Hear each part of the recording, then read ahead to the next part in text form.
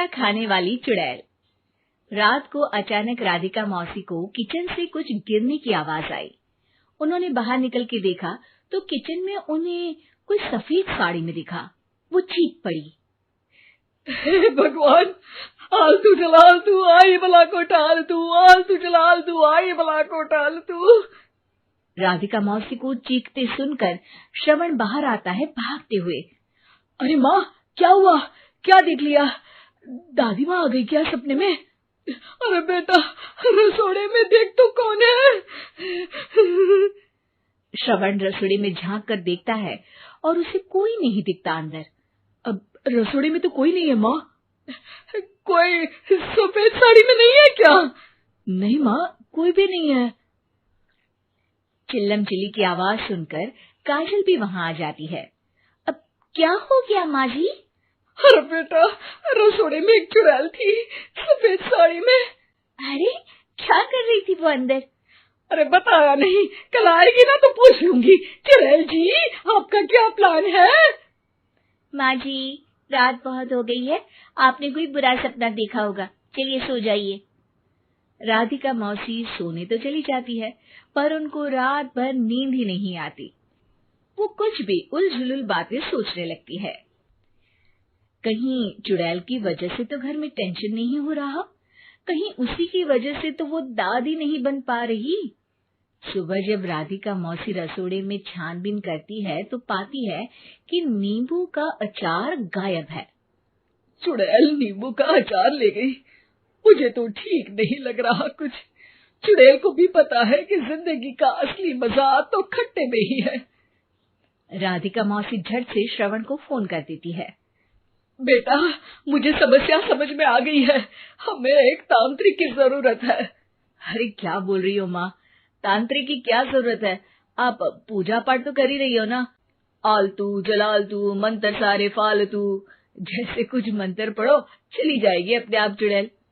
अरे नहीं बेटा, कभी चुड़ैल को कम नहीं समझते।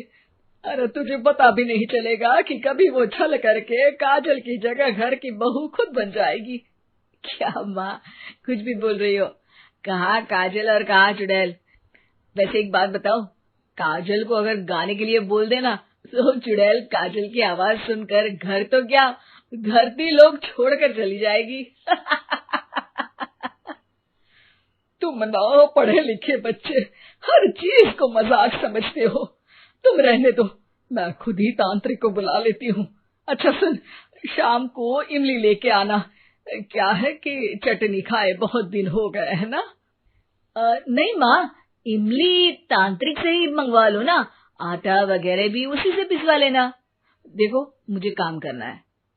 श्रवण रात को कई तरह की सब्जियों के साथ माँ के कहने पे चटनी के लिए इमली भी ले आया था, लेकिन राधिका मौसी के दिमाग में अलग ही फिल्म चल रही थी। उन्हें अब सिर्फ शक ही नहीं यकीन होने लगा था कि शायद चुड़ैल ने श्रवण पर अपना जाल बिछा दिया था, जिस वजह से श्रवण उनकी बात ही नहीं मान रहा था। पर कोई नहीं, आने वाली रात में राधिका मौसी खुद तैयार हो गई चुड़ैल को पकड़ने के लिए। रुद्राक्ष की माला, तुलसी का पत्ता, हनुमान चालीसा सब हाथ के पास ही था, बस चुड़ैल का इंतजार था। और जैसा राधिका मौसी ने सोचा था वैसा ही हुआ। वो चुड़ैल उस रात भी आई, पर वो राधिका मौसी से तेज निकली और राधिका मौसी के उससे पकड़ने के पहले ही वो भाग खड़ी हुई। जरूर बहू पे साया है उस चुड़ैल का, तभी तो श्रवण के कमरे में गई है। और अगली सुबह राधिका मौसी पिछली रात हुए हमले में किन चीजों का नुकसान हुआ उसका हिसाब लगा रही थी। उनके खेमे से एक आम के अचार की शीशी भी गायब हो चुकी थी, और वो इमली भी जो कल श्रवण लेकर आया था। राधिका मौसी इस बारे में सोच ही रही थी कि श्रवण जल्दी से रसोड़े में आकर दवाइयों की पोटली ढूंढने लगता है। अरे बेटा, क्या हो गया? अब माँ, वो काजल की तबीयत खराब है, बहुत घबराहट हो रही है उसे। हे भगवान, मैंने पहले ही कहा था कि तांत्रिक को बुला लेते हैं, पर नहीं, अब देखो उस चुड़ैल ने काजल को अपने वश में करना शुरू भी कर दिया है। हालांकि श्रवण भूतों में विश्वास नहीं करता था, पर अब वो भी डर जाता है और राजी हो जाता है एक तांत्रिक को बुलाने के लिए। कुछ ही घंटों में तांत्रिक आ जाते हैं और राधिका मौसी तांत्रिक जी को सब बता देती है। घोर संकट, घनघोर संकट, चुड़ैल को मारू जोर चाकट, ओम भट स्वाहा खटखा के आहा। अरे ये क्या मंत्र है? मेरे खुद के ओरिजिनल मंत्र है, कल रात को ही लिखे हैं, अच्छे लगे तो दाद चाहूंगा। एक और मंत्र सुनो।